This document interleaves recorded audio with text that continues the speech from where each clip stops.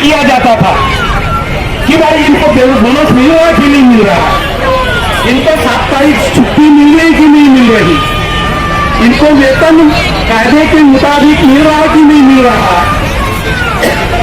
इनको संघ की छुट्टी मिल रही कि नहीं मिल रही, ये लेबर ऑफिस का के अंदर में इनकी चौकसी होती थी।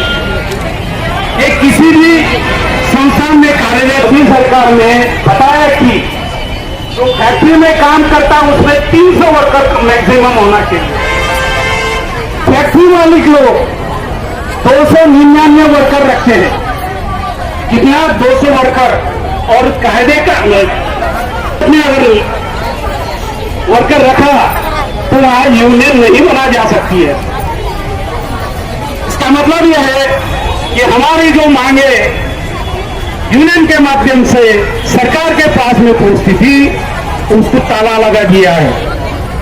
अब साधारण शॉप एक्ट में कमर्शियल में काम करने वाले कामगार कहां जाएंगे? लेबर ऑफिस ठप हो गया है, और लेबर ऑफिस ठप होने का कारण यह है कि बीजेपी सरकार जब तक रहेंगी, अभी तो हमारे कलेक्टर का उन्होंने एक दस्तावेज बीजेपी सरकार ने लेबर ऑफिस के जितने भी अधिकारी होंगे महाराष्ट्र के अंदर में या देश के अंदर में, उन तक अभी इंतजार करने का समय खत्म हो गया है। हमको एक नई लड़ाई करने का सामना करना पड़ेगा, सभी हमारी मांगे पूरी होगी। नहीं तो सरकार को मालूम है कि हमने तो कागजात बना लिए, हम लोग वर्कर लोग क्या करेंगे। इसके चलते हमको एक अच्छा प्रदर्शन नहीं तो एक लड़ाई शुरुआत आज से करना चाहिए, तभी हमारा लाल झंडा हमारे विचार और कामगारों को छूटेंगे, नहीं तो नहीं छूटेंगे। आज के इस सीमा मंडल में ड्राइवर, कंडक्टरी, काम करने वाले, वहां सफाई कर्मचारी, उनको क्या मिलता है तनख्वाह, इनको पूछो, उनका भी वही हाल है, हर डिपार्टमेंट में हुई है करके। हमको हमारा एक ही रास्ता भी बचा है, वो है लड़ाई आप लोगों का साथ संयुक्त समिति के माध्यम से। बंधू भगिनींनो, आपल्यासमोर सर्व वक्त्यांनी प्रस्तावनेमध्ये आणि उरलेल्या वक्त्यांनी सविस्तर माहिती आपल्या समोर दिली। आपल्याला माहित असेल गेल्या अनेक वर्षापासून जे सरकारे बदललेली आहे, त्यांच्या या नीतीमुळे जे कामगार विरोधी, कर्मचारी विरोधी, सामान्य जनते विरोधी कायदे आले, याच्या विरोधात आपण त्याच्या माध्यमातून आपण आपल्या मागण्यांपर्यंतच आपण सीमित राहतो, हे लक्षात ठेवा। गेल्या अनेक वर्षाची लढाई ही आपण आपल्या मागण्यांपर्यंतच ठेवतो। तो शेतकऱ्यांचा प्रश्न असेल तो शेतकरी आपल्या मागण्यापर्यंतच ठेवतो, पस्तीच व्हायचं आहे। कारण एका महान कामगार नेत्याने सांगितलं, तत्वज्ञानाने सांगितलं आहे तर हे जे निजी कंपनी भी है, सरकारी कंपनी भी है, लेकिन मुझे मालूम है कि नागपुर की कृषि समिति बहुत एक्टिव है, बहुत ताकतवर है, बहुत संगठित है, और उसको ताकतवर बनाने में अगर सबसे ज्यादा किसी का सहयोग हाथ है तो आप आदरणीय महिलाओं का है, जो हमेशा घंटे घंटे आप यहाँ झंडा लेके खड़ी रहती है। तो मैं आपका अभिनंदन करना चाहता हूँ और मैं आपके साथ हूँ। ट्रेड यूनियन के आजचा जो देशव्यापी हडताल आमचा आहे, आज सर्व संघटना मिळून कृती समिती अंतर्गत देशव्यापी हडताल 4 श्रम कानून कायदा हा रद्द करण्यात यावा, जो शासनाने पारित केलेला आहे तो रद्द करण्यात यावा। यावेळेस डॉक्टर बाबासाहेब आंबेडकरांनी मजूर मंत्री असताना 39 कामगार कायदे हे अंमलात आणले होते। त्या 39 कायद्याचं त्यांनी 4 कायद्यामध्ये रूपांतर केलेलं आहे। हे 4 कायदे आम्हाला आज नको आहे, कारण या 4 कायद्यामध्ये बऱ्याचशा गोष्टी कामगार विरोधात आहे आणि कामगारांच्या विरोधात ही शासनाची रणनीती आहे, त्यांची धोरण हे अतिशय वेगळं आहे। यासाठी सर्व कामगार एकजुटीने देशव्यापी हडताल आज जाहीर केलेला आहे। या हडतालच्या माध्यमातून देशामध्ये दलित, शोषित, पीडित आणि कामगार वर्ग, सर्व घटकीय कामगार वर्ग यांच्यावर अतिशय शोषण होत आहे। कंत्राटीकरण कामगार असो, LIC असो, रेल्वे असो, बँक असो, MSEB असो, अंगणवाडी, आशा, शालेय पोषण आणि शालेय पोषण इतर सर्व अंशकालीन परिचारिका सर्व कर्मचारी आमच्या या संघटना या संघर्षामध्ये उभे आहेत आणि या शासनाला धडा शिकवण्यासाठी आज आम्ही या देशव्यापी आंदोलनामध्ये इथे सामील झालेलो आहोत. शासनाला आमचं हेच सांगणं आहे की हे 4 कानून कायदे आम्ही वापस घ्यावे, रद्द करावे, अन्यथा आम्हाला संसद गाठायला वेळ लागणार नाही. आताच आमच्या पुढील एप्रिलमध्ये दिल्लीचं आंदोलन आम्ही आयोजित केलेलं आहे. 21 आणि 21, 22, 23ला दिल्लीला 4 दिवसाचं धरणे आंदोलन आमच्या सर्व संघटना कृती समिती अंतर्गत जाहीर केलेलं आहे. आज महाराष्ट्र सरकारला जाग यायला पाहिजे की महाराष्ट्रामध्ये बेटी बचाव बेटी पढाव हा खोटा नारा लावला जाते. आज इथे जे कामगार मध्ये काम करते आमची महिला तिथे शोषण होत आहे. जी मुलगी आमची अंगणवाडीत असेल किंवा आशा गट प्रवर्तक मध्ये असेल, अंशकालीन परिचारिकेमध्ये असेल, तर यामध्ये त्यांनी लक्ष द्यायला पाहिजे. रद्द करा. अंगणवाडी कर्मचारी आणि असंघटित कामगार वर्ग यांना ग्रॅज्युटी आणि पेन्शन हे मिळालं पाहिजे. त्रिमूर्ती सरकार म्हणतो आम्ही, याच्यामध्ये एक सरकार आमचं गेलेलं आहे. त्यामध्ये माननीय अजित पवारजी हे आपल्यामध्ये नाही आहे, तरी पण गेल्या पंचवार्षिकमध्ये त्या त्रिमूर्ती सरकार मान्य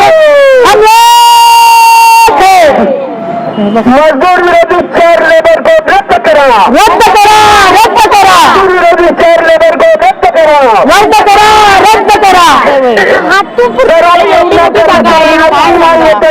मिळालेच पाहिजे. आपल्या कर्मचाऱ्यांना किमान वेतन 27,000 मिळालेच पाहिजे. त्या कर्मचाऱ्यांना शासकीय कर्मचाऱ्याचा दर्जा मिळालाच पाहिजे. त्या कर्मचाऱ्यांना ग्रॅज्युटी पेन्शन हा समजो मुख्य मागणी या पहिल्या क्रमांकावरची मागणी जी आहे आपली कर्मचारी हे बघा, आणि महिला मी अंगणवाडी बालवाडी कर्मचाऱ्याची महाराष्ट्र राज्याची सरचिटणीस आणि नागपूर ग्रामीण तालुक्याची अध्यक्ष आहे. आमच्या ज्या अंगणवाडीच्या ज्या मागण्या आहे, खरं तर आमचा जिव्हाळ्याचा प्रश्न पेन्शन आणि ग्रॅज्युटी आहे. हे जोपर्यंत आम्हाला पेन्शन आणि ग्रॅज्युटी मिळत नाही हा संघर्ष चालू राहणार. कारण पेन्शन हा आमच्या जीवनाचा आधार आहे. 32 वर्ष नोकरी करून आम्हाला पोसायला कोणी नसेल, आमचा मुलगा नसेल, पती नसेल, तर जर ती 32 वर्ष नोकरी करते तर तिला हा पेन्शन हा आपल्या जीवनाचा आधार मिळालाच पाहिजे. सर्वोच्च न्यायालयाने ग्रॅज्युटी मान्य केलेली आहे, गुजरात सरकारने ती मान्य केलेली आहे, पण महाराष्ट्र सरकारमध्ये जे फडणवीसचं सरकार आहे ते आम्हाला मान्य करत नाही. त्याच्यामुळे त्याने गांभीर्याने सरकारने विचार करायला पाहिजे. त्याचप्रमाणे केंद्र सरकारने 9 वर्षापासून मानधनामध्ये 1ही रुपयाची वाढ केलेली नाही. म्हणून केंद्र सरकारला सुद्धा आमची विनंती आहे, ज्या आमच्या खात्याच्या मंत्री आहेत अन्नपूर्णाताई, त्यांना वारंवार आमच्या या भेटीगाठीमध्ये त्यांना या सगळ्या प्रश्नाची जाणीव देऊनही त्या आम्हाला पेन्शनसाठी सुद्धा किंवा ग्रॅज्युटी सुद्धा मिळण्यामध्ये मदत करत नाही. म्हणून सरकारला ही चेतावणी आहे की आमच्या जर प्रश्न पेन्शन आणि ग्रॅज्युटीचा सुटत नसेल तर आम्ही ही चेतावणी देत आहे सरकारला. एक मोठं आंदोलन केंद्राच्या वतीने दिल्लीला सुद्धा एप्रिल महिन्यामध्ये जाहीर केलेलं आहे आणि त्याचप्रमाणे 24 तारखेला सुद्धा राज्यामध्ये मुंबईला एक धरणे आंदोलन ठेवलेलं आहे. त्याच्यामुळे सरकारने याची जाणीव ठेवावी आणि आमच्या मागण्या पूर्ण कराव्या, एवढंच मला बोलायचं. उल्लेख होता संप केलेले आहेत.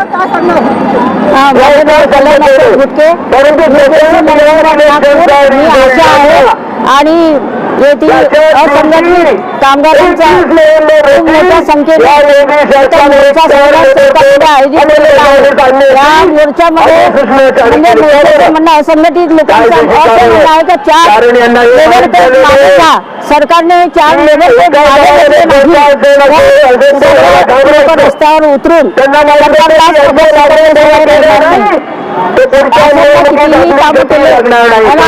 एक म्हणणं आहे की ऑनलाईन कामावर बंदी घाला. आमच्या की आशांना घरी बसत आहे आणि करावे आणि जे काही ऑनलाईन काम खूप लागले आहेत गरीब झोपलेले आहेत, परिस्थिती होऊन बसली आहे. उन्हाळ्यामध्ये दिला हे जर तर आम्ही अशा अजून रस्त्यावर उतरून आम्ही खूप मोठा संप करू किंवा 1 महिना जरी आम्हाला संप करण्याचा प्रसंग आला तरी आम्ही करू. की शक्ती कमी करून सरकारला विनंती करते आणि क्षेत्राकडे सोपवली जाणार आहे. किती भयंकर आहे. एखाद्या जर अडाणी सारख्या माणसाने ज्याच्या पत्तन शोधायला आहे ऍटम बॉम्ब बनवण्याकरता आपल्या रिएक्टर मधल्या युरेनियम उपलब्ध करून देऊ शकतात हे लक्षात घ्या. आणि आपला देश केवळ यांच्या कारण भांडवलदारांना मुळापेक्षा अर्थ असतो भयंकर. कारण न्यूक्लिअर रिएक्टर जर त्यांच्या हाती केले आणि तिथे युरेनियम असतं त्याच्यामुळे ऍटम बॉम्ब तयार केला जातो हे कोणत्याही आतंकवादी संघटनेलाही प्रोव्हाइड करू शकतात. वीज बिल आणलेले या वीज बिलामुळे सर्व आपल्या विजेचं खाजगीकरण होणाऱ्या काळामध्ये आवाज जातो आणि या मिटिंगला सुरू सर्व बंद करा. माझं नाव माझ्या मागण्या आहे की मी शालेय पोषण आहार शाळेमध्ये खिचडी आमच्या नावाचा काही अजूनपर्यंत काही नाव आम्हाला आहे नाही, फक्त खिचडी म्हटले जाते. आणि मी शिटू संघटनेकडून बोलत आहे नागपूर जिल्ह्यातून. माझ्या मागणी आहे की आम्हाला 83 रुपये रोज म्हणजे आम्हाला 2,500 रुपये महिना. आमच्या त्या 2,500मध्ये कोणत्या शून्यातूनही भागत नाही, 83 रुपये रोज म्हणजे आमचे लेकरं बाळा आम्ही कसे शाळा आमच्या शिक्षक कसं लेकरांना शिकवा म्हणजे आमच्यावर किती मोठी उपासमारीची आम्ही राबराब कष्ट करतो. 9 ते 4 पर्यंत आम्ही राहतो शाळेमध्ये. आम्हाला दुसऱ्या कोणत्या कामावर राणा बाया शेतात जाणारा 250-300 रुपये रोज कमावतात. आम्ही फक्त 83 रुपये रोजात काम करतो. आमचं कसं भागणार काही भागत नाही. आम्ही एवढं शासन आम्हाला नेहमी आश्वासन देते की तुमचा 1000 रुपये वाढ झाली आहे. 5 जुलै 2024 पासून 1000चा GR काढला पण अद्यापही त्यांचा GR आमच्यापर्यंत पोहोचला नाही. आम्ही शासनाला वारंवार सांगतो की आमचं पेमेंट नाही, आमचं 83 रुपये भागत नाही. तरी पण आमची कोणत्याही दखल न घेता आमचा शालेय पोषण आहार म्हटलं म्हणजे कोणाला काही हे आहे नाही. आमच्या तुम्ही काम करा किंवा न करा उपाशी राहा कसंही राहा पण जगा. पण आम्ही जगा कोणत्या पद्धतीनं आम्ही थकून पूर्णपणे थकून गेलो आहे. आम्हाला काही पर्याय नाही उरला. आता किती आंदोलन करावं. आम्ही मुंबईमध्ये गेलो, मालेगाव मध्ये गेलो आणि त्यांनी आश्वासन दिलं करतो म्हणाले आणि अजूनपर्यंत आम्हाला काहीच नाही दिलं. ना आम्हाला दिवाळी भाऊबीज आहे ना आम्हाला 12 महिन्याचा आहे. काही कुठल्याही प्रकारची आम्हाला काहीच हे नाही आहे. मग आम्ही जगाव कसं आमचे मुलं बाळ शिकवाव कसे. आम्ही थकून गेलो शालेय पोषण आहार मध्ये. आमचा 26,000 रुपये आम्हाला मानधन पाहिजे. 26,000 रुपये मानधन आम्हाला दिवाळी भाऊबीज पाहिजे. आम्हाला 12 महिन्याचं पाहिजे आणि आम्हाला शासनामध्ये कायम करा. काही फायदा होत नाही. या देशामध्ये शासन कामगार कायदा आहे. कामगार कायदे अशी त्यांनी आग्रहाची अबाधित राहिले पाहिजे. मॅडम तुडलेल्या टिकले पाहिजे. काय सांगणार. मी मंगला जुंदरे CITT नागपूर जिल्ह्याची कोषाध्यक्ष, शालेय पोषण आहार संघटनेचे अध्यक्ष आणि जनवादी महिला संघटनेची अध्यक्ष. शासनाने 21 नोव्हेंबरला 4 श्रमकोड विरोधात कायदे आणले. तर ते 4 श्रमकोड कायदे कोणते? एक वेतन, औद्योगिक संबंधावरील, व्यावसायिक संबंधावरील आणि सामाजिक सुरक्षावरील. हे जे कायदे आहेत हे कामगारांच्या धोक्याचे आहे, कामगार विरोधी आहे. कारण जो 18,000 घेईल त्याला कामगार म्हणता येणार नाही हे या कोड मध्ये दिलेलं आहे. आणि मूळ वेतनामध्ये त्यांनी काय सांगितलं आहे, मूळ वेतन प्लस DA म्हणजे बाकीच्या सुट्ट्याचे पैसे आहे, बोनस आहे, याचा कुठेही उल्लेख नाही. कामगारांना संघटना करण्यासाठी सुद्धा मान्यता त्यांनी केलेला आहे. तर जिथे 51% सदस्य असेल तिथे 20% सदस्यांचं समर्थन असेल तिथेच फक्त संघटना बनू शकते. म्हणजे सत्ताधारी सुद्धा आपलं सुद्धा तिथे आणू शकते संघटन. आणि मग हे सत्ताधाऱ्यांचं जर संघटन राहिलं तर तिथे पिळवणूक कोणाची होईल? कामगारांची. तसेच सामाजिक सुरक्षा नाही. एखाद्या कारखान्यात जर किमान वेतन किंवा वेतनासाठी जर आपण आवाज उठवला तर तिथे जे इन्स्पेक्टर असतात त्यांना निरीक्षण सह सुविधा देणारे हा शब्द त्यांनी वापरण्याचा कोर्टमध्ये सांगितलेला आहे. आणि तिथे कुठलाही त्याला तपासणी करता येणार नाही.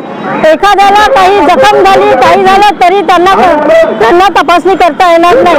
असे हे श्रमकोड कायदे आहे. 8 तासाच्या ऐवजी 12 तासाचे काम करायचे हे सुद्धा श्रमकोड मध्ये दिलेले आहे. तसंच शालेय पोषण आहार कर्मचारी जे आहे त्यांना फक्त 83 रुपये रोज मिळतो. आमची शासनाला मागणी ही आहे की शालेय पोषण कर्मचाऱ्यांना 83 रुपये रोज मिळते. शालेय पोषण कर्मचारी 9 ते 3 पर्यंत काम करतात. म्हणजे किती तास झाले? 6 तास. तर प्रत्येक तासाला 100 रुपये म्हणजे 6 तासाला किती? 600 रुपये. तर महिन्याचे 18,000 रुपये मानधन देण्यात यावं ही आमची मागणी आहे. अजून एक, आम्ही मध्ये एकनाथ शिंदे जे मुख्यमंत्री होते त्यांनी 1000 रुपये मानधन वाढ करण्याचे आश्वासन दिले होते, परंतु त्यांनी मानधन वाढ केलेली नाही. त्याच्यासाठी आम्ही शालेय शिक्षण मंत्री दादा भुसे यांच्या घरावर आंदोलन केलं. दिवाळीचं बोनस मागितला. शालेय पोषण कर्मचाऱ्यांना दिवाळीची भाऊबीज म्हणून 5,000 रुपये भाऊबीजेचे द्यावे, 18,000 वेतन द्यावे, 1,000 जे मुख्यमंत्री एकनाथ शिंदेने देऊ केले होते ते एरिया सहित देण्यात यावे इत्यादी आमच्या मागण्या आहेत. एवढं बोलून मंत्री आणि आयुक्त यांच्या समोर शासन नेत्यांची बैठक बोलवलेली आहे, संघटनांची बैठक बोलवलेली आहे. या 20 तारखेला काय ते फायनल होईल. सरकारमध्ये आशाची इथे 8 कर्मचारी आहेत. करावा असं त्यांनी 60 वर्षावर